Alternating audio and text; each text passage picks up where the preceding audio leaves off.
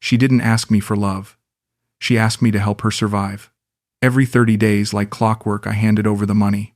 Some part of me still believed she cared. But the truth? I was just a line item in her budget. I'm not telling this story for revenge. I'm telling it because someone needs to. I wasn't looking for love when I walked into that bar off Soy Buakaw.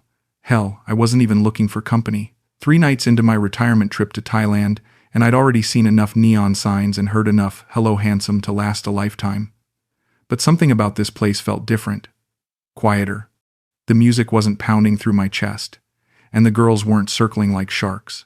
I wasn't planning to tell this story. Not this one. But a few weeks ago, I got an email from someone who's been watching this channel for a long time. He told me he sees parts of himself in these stories, and then he wrote something that hit me like a punch to the gut. "You keep forgiving her, just like I kept forgiving mine." That line stopped me. I must have read it 5 times. I sat there in silence, staring at the screen, trying to swallow the lump in my throat. It wasn't anger I felt. It was recognition, shame, maybe even a little relief. Someone out there got it. So if you're watching this, and you've ever found yourself in a similar place, confused, hopeful, betrayed, I hope this helps you feel less alone. Before we begin, I just want to say thank you, truly, to all of you who keep coming back, who like, comment, and share your own stories in the comments. You are why this channel keeps going. Let me know where you're watching from, and if any part of this hits home, drop a line below. And for those of you who've sent super thanks or messages of support behind the scenes, you have no idea what that means to me. I see you. I appreciate you. All right, let me take you back to where it all started. I ordered a Chang beer and settled into a corner booth, just watching the street through the open front. That's when she appeared. Not approaching like the others, but sitting at the bar, glancing over every few minutes with this soft smile. She looked maybe 26, with long black hair and wearing a simple white dress instead of the typical bar uniform. "You look tired," she said, moving to the seat across from me without invitation. Her English was clear, gentle. "Long flight?" "Something like that." I took a long drink of my beer. "You don't seem like the others." She laughed, and it wasn't the rehearsed giggle I'd heard all week. "What do you mean? You're not asking where I'm from. You're not telling me I'm handsome. You're not asking if I want company tonight. Maybe I already know the answers." She signaled the bartender for 2 drinks. "You're American, probably from somewhere cold, and you came here because you're lonely, not horny." I nearly choked on my beer. Jesus, that obvious? Only to someone who understands loneliness. She extended her hand. "I'm Nim. Gregory. Greg." Her handshake was warm, confident. "And you're right about the cold part. Ohio. Retired last month after 30 years as a corrections officer. That must have been hard work. Hardest part was coming home to an empty house every night." The words came out before I could stop them. I'd been holding that truth inside for months. Nim nodded like she understood. "My father was a security guard before he died. Always said the job made him see too much of people's worst moments." We talked for 3 hours. She told me about growing up in Isan, about working in Bangkok before coming to Pattaya, about sending money home to her mother and younger brother. I told her about my 2 failed marriages, about choosing work over relationships until there was nothing left to choose. She listened without judgment, asked questions that mattered. When the bar closed, she walked with me toward my hotel. "Thank you for tonight, Greg. It felt good to just talk. Can I see you tomorrow?" She smiled. "I'd like that. But not here. Meet me at the beach. Jomtien, near the big hotel. 2 o'clock?" I watched her disappear into a motorcycle taxi, my heart doing something it hadn't done in years. She hadn't asked for money. Hadn't suggested I pay her bar fine. Hadn't even hinted at going upstairs. For the first time since landing in Thailand, I felt like I'd met a real person instead of a transaction. Back in my hotel room, I couldn't sleep. I kept replaying her laugh, the way she touched my arm when I told her about my father's funeral, how natural it felt to talk to her. Maybe I was being naive, but it felt different. She felt different. And God help me, I wanted to believe that meant something. The next afternoon, I found her sitting on the beach exactly where she'd promised. She wore jeans and a tank top, looking like any other tourist except for how she lit up when she saw me coming. "You came," she said, standing to hug me. The embrace lasted longer than it should have between strangers. Did you think I wouldn't? In my experience, foreign men promise many things in bars that they forget the next day. We walked along the water, talking about everything and nothing. She bought us fresh coconuts from a vendor, insisted on paying despite my protests. "You're my guest in Thailand," she said. "Let me take care of you." That evening, she cooked for me in her small room behind a massage shop. Nothing fancy, just pad thai and som tam, but she served it with pride. I learned from my grandmother. She said the way to understand someone is to cook for them. "What do you understand about me?" She studied my face while chewing thoughtfully. "You're a good man who thinks he's broken. You give too much and expect too little. And you've been hurt by women who didn't deserve you." I set down my fork. "How the hell do you know all that?" "Same way you knew I wasn't like the other girls. Some things you just recognize." We spent the next week together. She'd meet me for breakfast, show me parts of Pattaya I'd never have found alone, translate conversations with vendors, hold my hand while we walked through temples. She'd return to work at night, but always texted to say good morning, asked how I slept, shared photos of her simple meals. "I want to quit," she told me one evening as we sat watching the sunset from her little balcony. "The bar, I mean. It's not who I want to be anymore." "Then quit." She laughed, but there was sadness in it. "Easy for you to say. You have money saved, pension coming." "Me? If I don't work tonight, I don't eat tomorrow." That's when she told me about her rent. 7,000 baht due in 3 days, and she was short because she'd been spending time with me instead of working. "I'm sorry, Greg.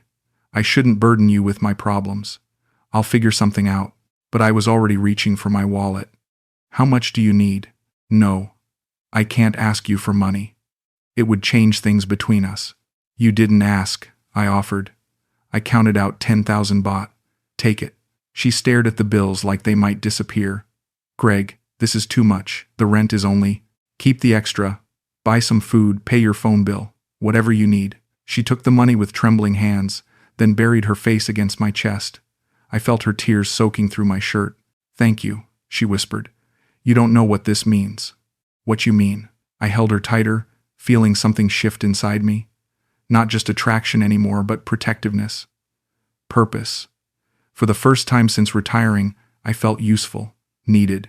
"It's okay," I said, stroking her hair. "We take care of each other." But even as I said it, some small voice in the back of my mind wondered if I'd just crossed a line I'd never be able to uncross. I pushed the thought away. This was different. She was different. And the way she looked at me afterward, like I'd hung the moon, made me certain I'd done the right thing. 3 weeks later, I signed a lease on a 1-bedroom apartment in Jomtien. Nothing fancy, but it had a kitchen, a balcony with a partial ocean view, and most importantly, space for 2 people. Nim cried when I gave her the spare key. "You want me to live with you? I want us to try this. Really try this. Not just stolen hours between your shifts, but a real life together." She quit the bar that night. I gave her the money she would have earned, told her to think of it as a transition period while she figured out what came next. She talked about maybe learning English better, getting a job at one of the hotels or restaurants that catered to foreign tourists. Our routine developed naturally. She'd wake up early to buy fresh ingredients from the market, cook breakfast while I checked emails from friends back home. We'd spend mornings on the beach, afternoons exploring different parts of the city, evenings cooking dinner together and watching Thai soap operas she'd translate for me. "Are you happy?" I asked her one night as we lay in bed listening to rain on the balcony. "Happier than I've ever been," she said, tracing circles on my chest. "You make me feel safe, like I don't have to worry about tomorrow." I called my buddy Mike in Cleveland, told him about Nim, about how different life felt here. "Jesus, Greg, you sound like a completely different person. I haven't heard you this excited about anything since, hell, maybe ever. I think I might stay permanently. Get the retirement visa, maybe buy a small place." "What about the girl? You sure she's not just after your money?" The question irritated me more than it should have. "It's not like that, Mike. She's not some stereotype. She's got a good heart, and she's trying to build something better for herself." "If you say so, buddy. Just be careful, okay?" But I didn't want to be careful. Careful was what had kept me alone for the past 5 years. Careful was eating dinner in front of the TV every night, going weeks without meaningful conversation with another human being. Nim laughed at my terrible Thai pronunciation, taught me to cook simple dishes, held me when the nightmares from work occasionally surfaced. Every month, she'd remind me about the rent and utilities. Always apologetically, always with gratitude. 15,000 baht total, which seemed like nothing compared to what I'd been paying for my empty house in Ohio. She managed everything else: the food shopping, the laundry, keeping the apartment clean and comfortable. "You don't have to do all this," I told her one morning as she served me perfectly prepared American-style pancakes she'd learned to make by watching YouTube videos. "I want to. You take care of me. I take care of you. It's fair." Her English improved rapidly. She started watching American movies without subtitles, reading English novels I'd brought with me. Sometimes she'd surprise me with phrases she'd learned, usually something sweet or funny that would catch me off guard and make me fall a little more in love with her. I was building a life I'd never imagined possible. Not the retirement I'd planned, sitting alone in Ohio watching my savings slowly dwindle, but something vibrant and shared and meaningful. Every morning I woke up grateful. Every night I went to sleep feeling blessed. Looking back now, I can see how completely I'd restructured my entire existence around her presence. But at the time, it just felt like love. The kind of love I'd read about but never experienced, where someone becomes so essential to your happiness that you can't imagine life without them. I should have known that kind of dependence cuts both ways. The changes started small. Nim would turn her phone face down when it buzzed during dinner. She'd step onto the balcony to take certain calls, speaking in rapid Thai that I couldn't follow. When I asked who was calling, she'd say it was her mother or her friend from work, always with the same distracted smile. "Is everything okay with your family?" I asked one evening after she'd spent 20 minutes on the phone, her voice tense and urgent. "Yes, just some problems with my brother's school. Nothing serious." But something in her posture told me it was serious. She seemed restless afterward, checking her phone constantly, her responses to my questions becoming shorter, more distant. Then came the night she started going out again, just to see my friend Ploy. "She's having problems with her boyfriend. I should be there for her." I wanted to object, to ask why these emergencies always seemed to happen in the evening, but I bit my tongue. I wasn't her keeper. She deserved friends, deserved a life outside our apartment. Still, when she'd come home after midnight smelling like cigarettes and alcohol, something twisted in my stomach. "How's Ploy doing?" I'd ask. "Better. We talked a lot. She feels better now." But Nim didn't look better. She looked exhausted, distracted. She'd shower immediately, even though she'd already showered before leaving. She'd check her phone until I fell asleep. One night, she came home and asked for 20,000 baht. "My sister needs help with university fees. It's urgent, or she'll lose her place." I'd never heard her mention a sister before, only a younger brother. But I was half asleep, and Nim was sitting on the edge of the bed in her towel, looking beautiful and vulnerable in the dim light from the hallway. "Of course," I said, reaching for my wallet on the nightstand. "Whatever she needs." Nim took the money and kissed me deeply, her hands moving under the sheets with more passion than she'd shown in weeks. "Thank you, Greg. I don't know what I'd do without you, what my family would do."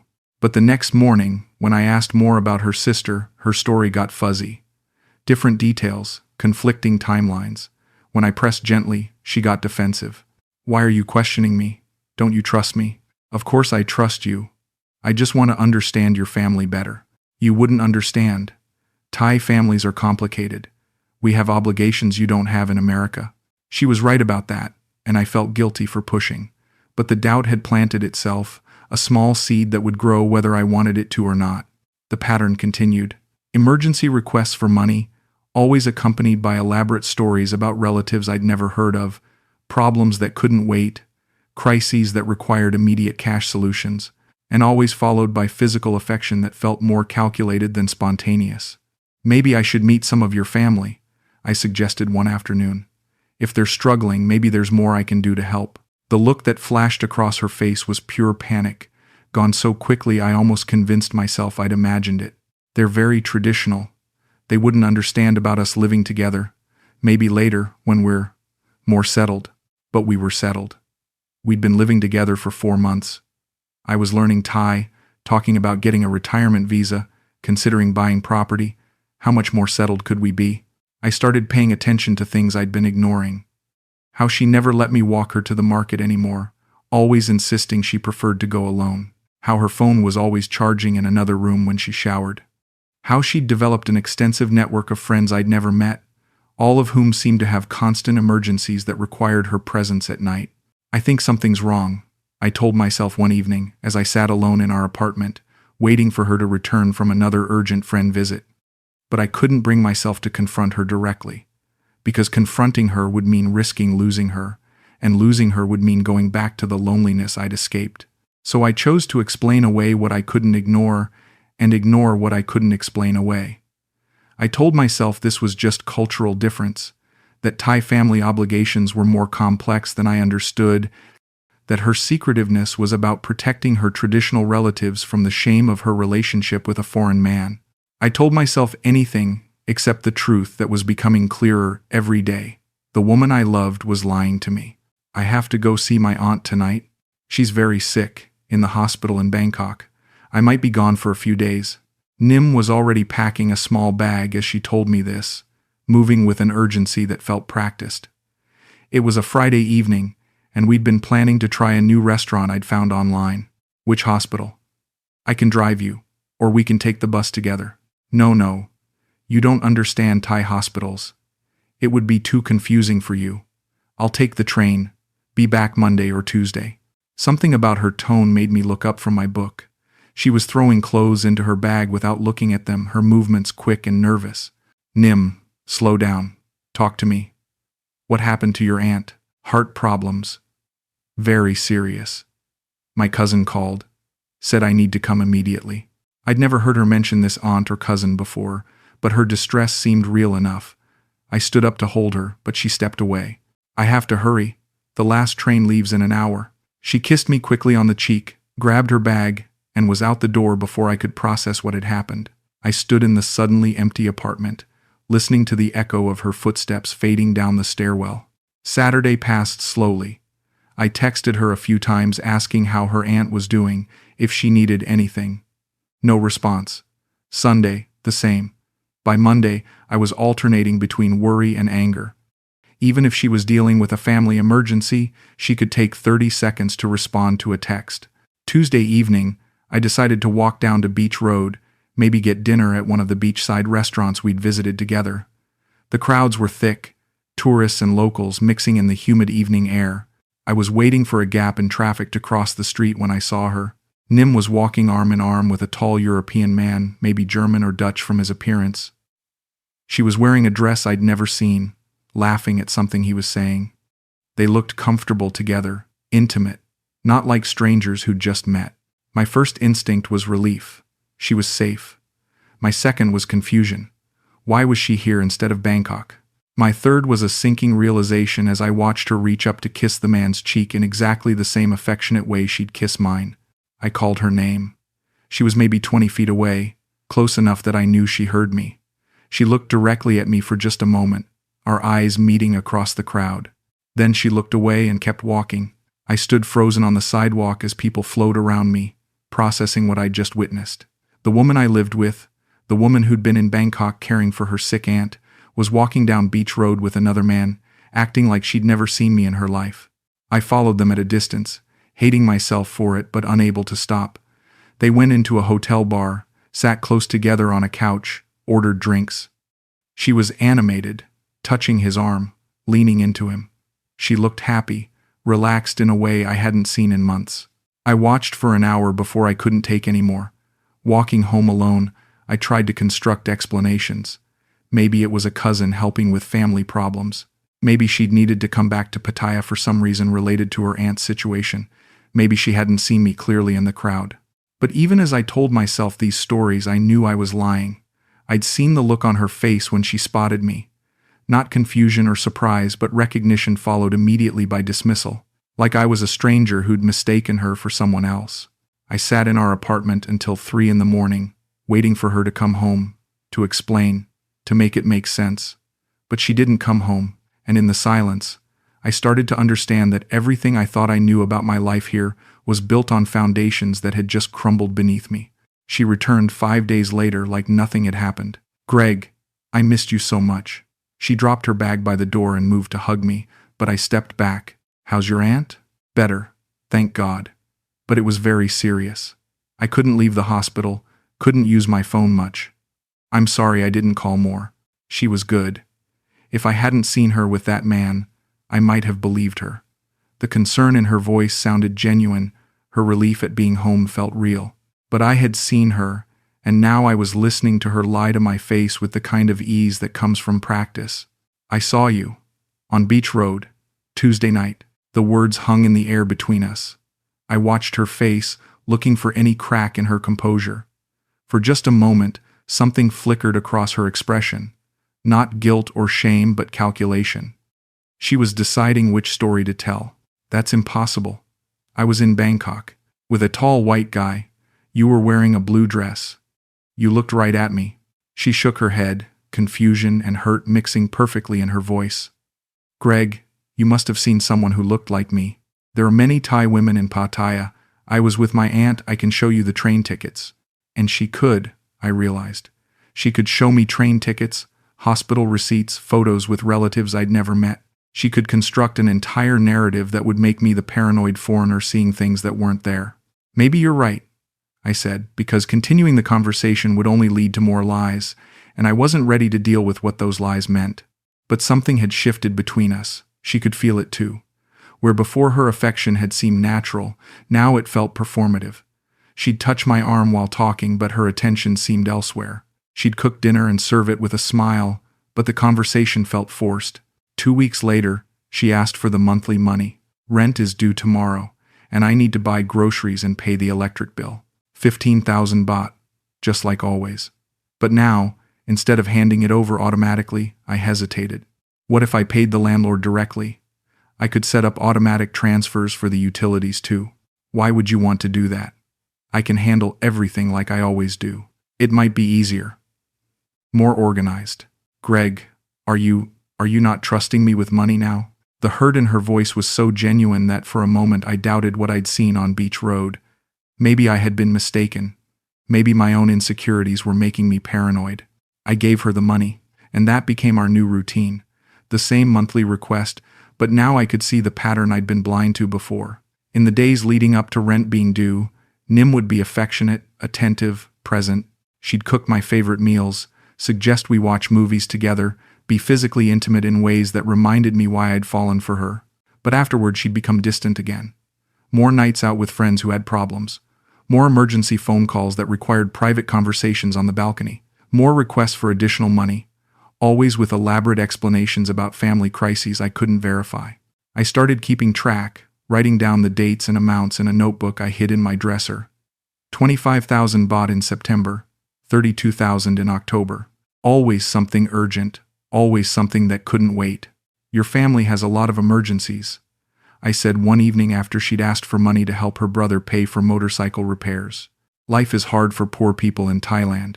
You're lucky you can't understand that. She was right, and her words carried just enough reproach to make me feel guilty for questioning her. I was lucky. I had enough money that these amounts didn't threaten my financial security.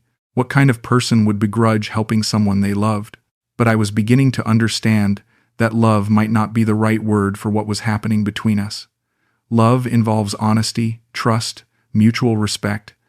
What we had was starting to feel more like a business arrangement, where I provided financial security and she provided the illusion of companionship. The realization should have made me angry, but instead it just made me tired and afraid, because even knowing she was using me, I wasn't ready to lose her. The loneliness I'd escaped was still there, waiting for me on the other side of confronting the truth. So I kept paying, kept pretending, kept hoping that somehow we could find our way back to whatever we'd had in those first few months when everything felt real. I found her old phone by accident, tucked behind some towels in the bathroom closet while looking for aspirin. It was one of those cheap smartphones she'd used before I bought her a better one for her birthday. The battery was dead, but I plugged it in, telling myself I was just curious if it still worked. It took me 3 tries to guess her password. The first 2 attempts were numbers that meant something to us.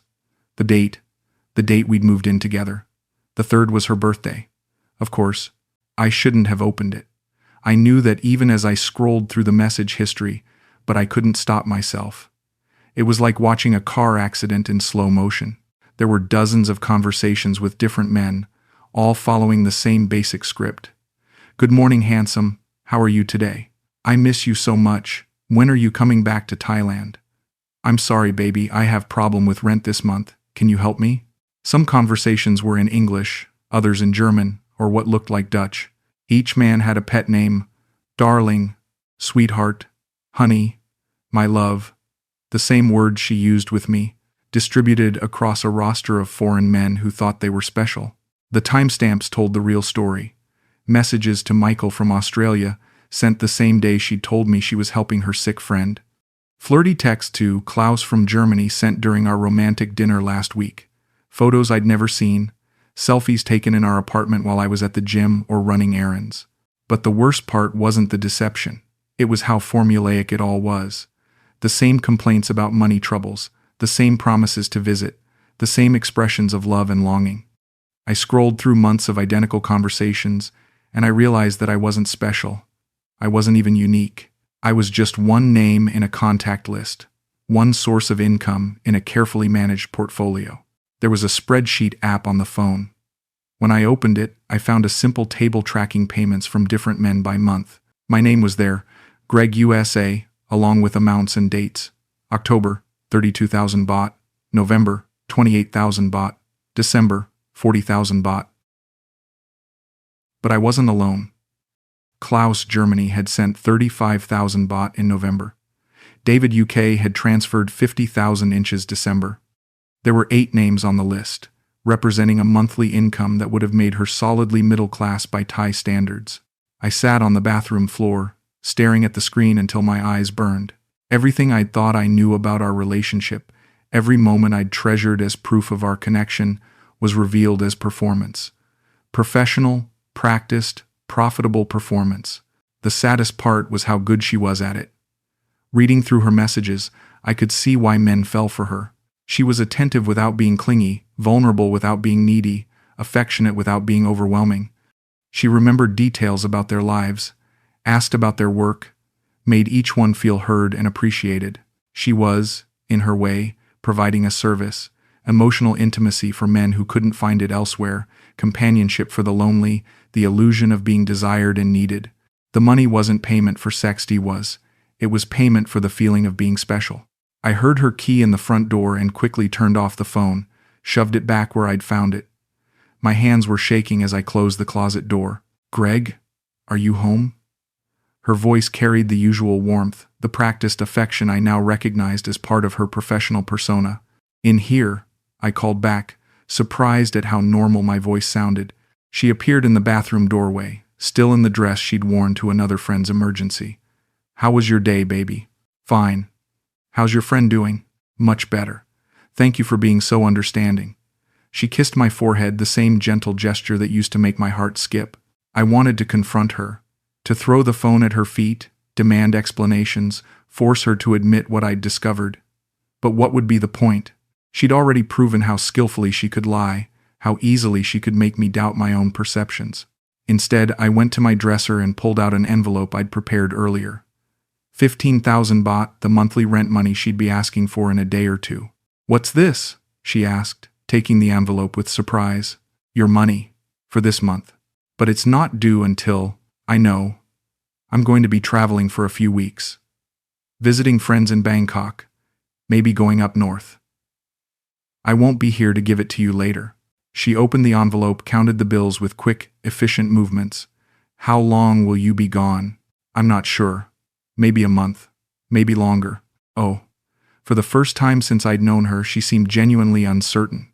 Will you be back? I looked at her face, still beautiful, still capable of making my chest tighten with want. I don't know. She nodded slowly, and I saw something in her expression that might have been regret, or maybe just concern about losing a reliable income source. I'll miss you, she said. I'll miss you too, and I would. That was the hardest part to accept. Even knowing what she was, even understanding how thoroughly she'd deceived me, I would miss her. I'd miss the illusion of being loved, the comfort of not being alone, the dream of building something real with someone who cared. But I wouldn't miss being her monthly paycheck. I wouldn't miss the elaborate lies, the manufactured emergencies, the sinking feeling every time she asked for money. I wouldn't miss wondering which version of Nim was real, and which was performance. I packed that night while she slept, taking only clothes and personal items. I left the apartment key on the kitchen counter with a note saying the lease was paid through the end of the month and that she should find somewhere else to live after that. I never saw her again. Sitting alone in my new studio apartment in a quieter part of Jomtien, I tried to understand how I'd let it happen. How a man who'd spent 30 years reading people, spotting deception, staying alert to manipulation, had been so completely taken in by a 26-year-old bar girl. The answer was simple and humiliating. I'd wanted to be deceived. After my second divorce, after decades of failed relationships and mounting loneliness, when a beautiful woman looked at me like I mattered, I'd chosen to believe it was real. Every red flag I'd noticed, every inconsistency in her stories, every moment when my instincts screamed that something was wrong, I'd overruled them all because the alternative was admitting I was alone. Nim had never actually lied to me, not directly. She'd never said she loved me, never promised we'd get married, never claimed I was the only man in her life. She'd simply allowed me to believe these things, and I'd been desperate enough to build an entire fantasy relationship on that foundation of willful ignorance. When she'd asked for money, she'd always had a reason. Family emergencies, unexpected bills, temporary shortfalls, all plausible, all sympathetic, all requiring immediate cash solutions. She'd never framed it as payment for her time or companionship. She'd let me frame it as generosity, as taking care of someone I loved. Even her absences and secretiveness had reasonable explanations. Thai families were complex, cultural differences were real, and as a foreigner, there were aspects of her life I couldn't be expected to understand. She'd given me just enough truth to make the lies believable. The genius of her approach was that it had made me complicit in my own deception. Every time I'd handed over money, I'd told myself I was being a good partner. Every time I'd ignored suspicious behavior, I'd told myself I was being trusting and understanding. She'd let me be the architect of my own illusion. I found myself oddly grateful for the discovery of her old phone. Without that concrete evidence, I might have continued rationalizing indefinitely, bleeding money and emotional energy into a relationship that existed only in my imagination. At least now I knew the truth, even if it hurt. The money bothered me less than I'd expected. Yes, she'd taken thousands of dollars from me over 8 months, but I could afford it. I'd spent more on my ex-wife's lawyer fees and gotten far less satisfaction from the transaction. What bothered me was the time, the emotional investment, the way I'd restructured my entire retirement around someone who saw me as a job. But I couldn't even be properly angry with her. She'd identified a market need and filled it efficiently. Lonely foreign men wanted companionship, attention, the feeling of being desired. She provided those things, and they paid her for the service. It was more honest than many marriages I'd witnessed. The real tragedy wasn't that she'd manipulated me. It was that the manipulation had been unnecessary. If she'd been upfront about her situation, if she'd offered companionship in exchange for financial support as a straightforward arrangement, I might have agreed to it. The loneliness was real, the need for connection was genuine. She could have had my money without having to pretend to care about me. But pretending had been part of the service she provided. Men like me didn't want to pay for companionship. We wanted to believe we'd earned it through our inherent worthiness. We wanted to feel chosen, not purchased. I started going to the gym again, something I'd let slide while living with Nim. I reconnected with other expats in the area, men who'd been through similar experiences and had their own stories of Thai women who'd seen them as ATM machines with legs. It was a common enough story that there were support groups, informal networks of men helping each other avoid the same mistakes. Some of them were bitter, talking about Thai women as if they were all scheming gold diggers.